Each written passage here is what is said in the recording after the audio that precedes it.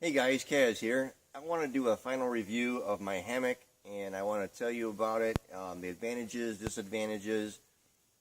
As you saw earlier in the video, this is what I slept in all week long. And as far as comfort is outstanding. Every day I woke up, I had no aches, no pains. I had no back pain. You know, sometimes when you're in a tent and you're laying on the hard ground, you know, you've got a tree root or a rock or a clump of leaves that you're laying on, and sometimes you get pressure points on your back. With this hammock, I had no issues with that whatsoever. It was like sleeping on a dream. It was really comfortable. It was fantastic. I just can't tell you enough how comfortable it was. With the bug netting, it was really good. I had no problems with insects, although there's not very many out this time of the year anyway. But as you can see, I have my tarp here.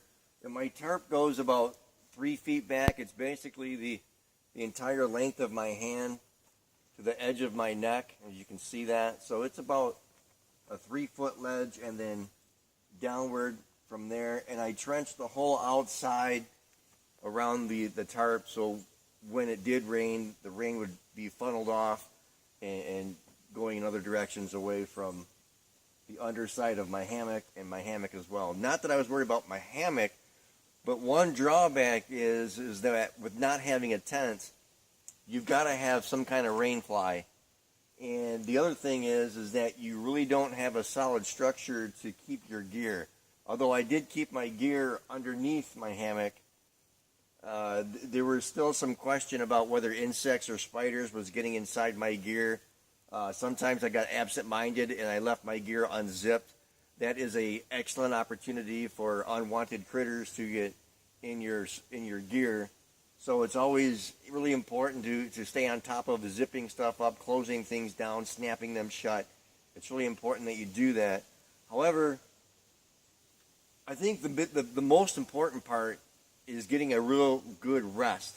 Sleep and rest is going to be very, very important during a stuff hits the fan situation. So the trade-off for comfort, for shelter, I guess it's personal preference. When heavy rain was coming, I added an additional tarp and just kind of, roofed it off a little bit. And the other thing is that as far as heat, you lose a lot of heat this way, even though I have the tarp here. And what you're dependent on at night is the campfire, which is to my left about 12 feet away. So before I went to bed at night, I made sure to stoke the fire, have some fresh logs on there so it would burn through the entire night, and therefore the heat would get caught in my rain fly or tarp, whatever you want to call it, and then that was my source of staying warm, because you're pretty much open to the elements.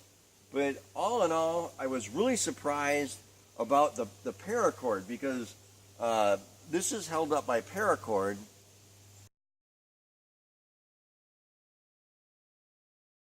And I really wasn't sure if it was going to hold me. And I had no problems with the paracord holding me whatsoever. So I was really surprised about that. I had often wondered how good paracord is.